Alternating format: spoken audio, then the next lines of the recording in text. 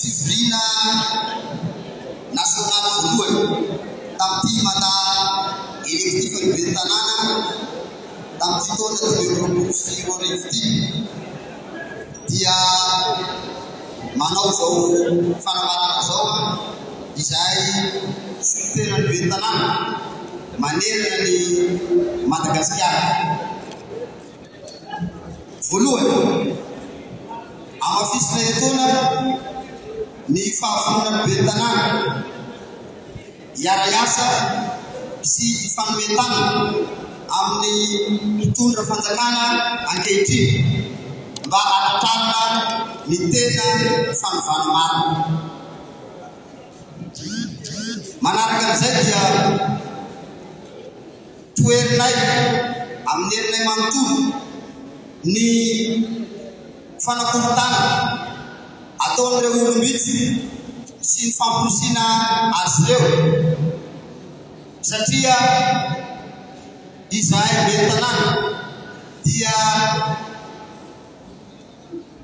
lano-bahoaka ary ara-dalàna nisy ny organe izay nametraka ny fanjakana nametraka anay. Tsy azo ekena ny fanakorotanana ny ben'ny tanàna eo am-panatanterahana ny asa.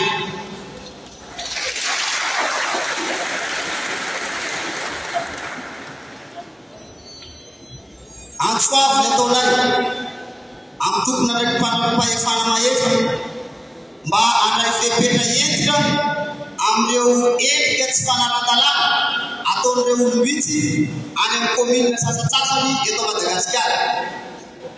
Fantika an-dalàna tsotro zao ny fanakatonana ny Brown commune satria fanasasiana ny vahoaka malagasy izay mifidy anay ben'ny tanàna zany tompolasy tompovavy.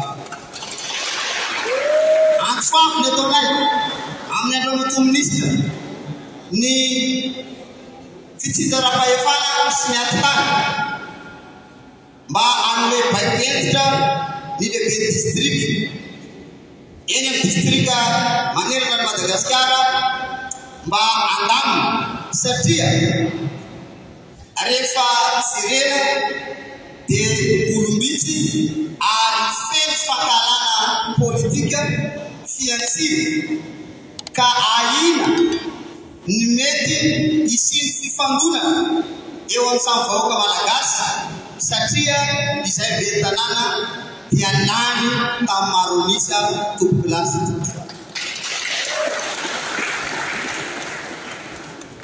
Antsoavy ny ataona ihany koa amin'ny Andriamatoa filohan'ny fanavaozana ny Repoblika mba hanamafisana amin'ny haino aman-jery ny fanambarana izay efa nangatanay ny ahafahan'ny ben'ny tanàna manome asany ankalalana satria ny ben'ny tanàna dia nanao contrat tamin'ny vahoaka ka izay safidin'ny vahoaka izay no manosika anay iasa amin'ny kitsopoa ary iasa ankalalana.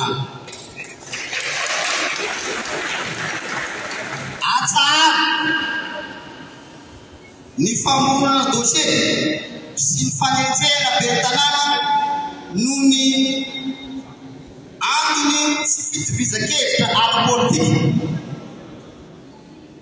ary izay indrindra manamafisy ny fangatanay amin'ny fitondram-panjakana mahefa ny azahoany ben'ny tanàna ny immunité na farafaratsy raha misy ny raharaha mamboasarivotra ny ben'ny tanàna mba tokony angala ny ordre de poursuite any amin'ny ministera fa mampalahelo fa ohatra ny sambona koa misambona ben'ny tanàna eto Madagasikara. Raha antany moa dia tsika tsy maintsy manaraka aloha ny ara-tanàna. Misy reny représentant reny mandraikitra mpiasan'ny domaine sy ny toko tsy dirako amin'ny tsifiriny zay fa ny tiako resahana reto ben'ny tanàna reto no olom-boafidy any amin'ny fotony. Ireo zany tena mahalala ny tena zava-misy marina any amin'ny fotony any. Fa matetika nge mahatonga ny ady ny zavatra tokony ho izy atao tsy izy. Mifamototra amin'ny zavatra tena ara-drarina sy ny araka ny tokony ho izy ny zavatra ataony mpisampanjakana sasany zay mahatonga ny olana. Fa raha ohatra ka mandeha araka ny tokony ho izy tsy hisy akory zany olana ara-tany zany. Nefa ny fantatsika fa io olany ady tany io no anisany miteraka amin'ny ampahany betsaka ny tsy filaminana any ambanivohitra.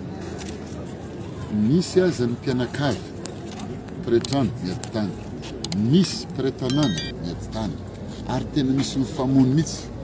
Dikan'izay raha io olana ara-tany io no voavahantsika amin'ny ampahany maro na zato isanjato mihitsy raha ny tena izy dia hilamina tanteraka ny tontolo ambanivohitra. Ary ny filaminana zay no miteraka fampandrosoana, satria raha tsy misy filaminana tsy misy fandrosoana. Dikan'izany raha tia handroso atsika alamintsika ny fiarahamonina. Ka io ady tany io zany anisany ho alamintsika araka ny tompony izy. Tsotra zay tokony ho tompony ihany ny tompony, fa tsy izy tsony zany tsindrotsindro zany avelantsika hanjaka.